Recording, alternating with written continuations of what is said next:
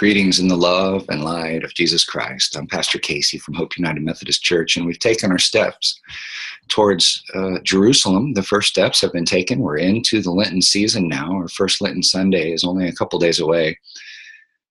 We're going to be exploring together, introspecting, reflecting on this adventure of what it means to be our authentic selves. Why is it so often we say yes and agree and acquiesce and accommodate, and really on the inside our heart's giving us a strong no? Our mind's telling us no. I've had a problem with this where everything sounds so fun and interesting and helpful that I just want to do as much as I can, and I say yes and yes and yes, and then something happens where I'm unable to meet one or two of those obligations, and it feels horrible. And then the cycle of shame starts, and it happens a lot, right? And whenever we're saying yes when we mean no, there's something very inauthentic about it. There's something that creates an internal strife. Whenever your expectations and the expectations of the world are different, a lot of times we don't speak our truth, right? We don't speak to what's there. And again, it falls back into this mode of authenticity. Let's face it, there's a tremendous amount of pressure on us all to conform in certain ways. You got the nice car, nice house, you want to be up on the latest stuff.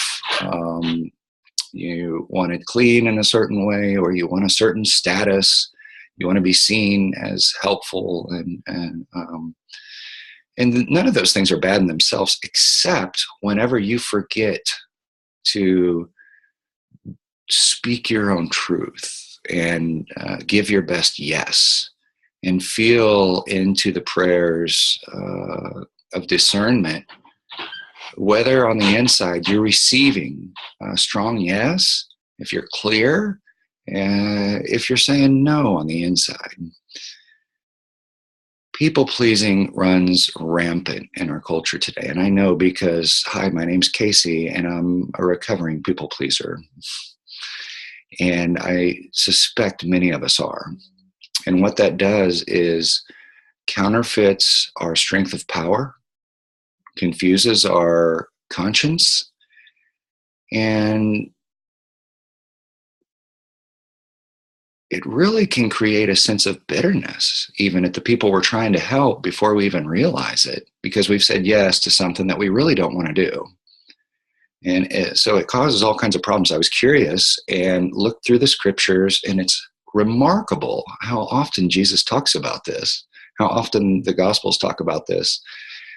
I hadn't even realized before. And so I'm excited about this journey. I hope you are too.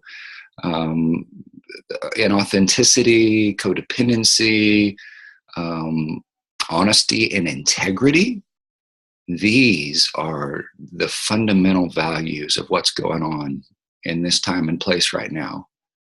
And it was in the Bible too. The ancients struggled with the same things we do. So I cordially invite you, ask you to prayerfully consider joining us on this expedition, this excursion towards Jerusalem, and finding our authentic selves, that we can move deeper into the relationship of Christ,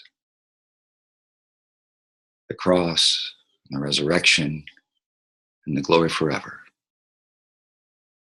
May it be so.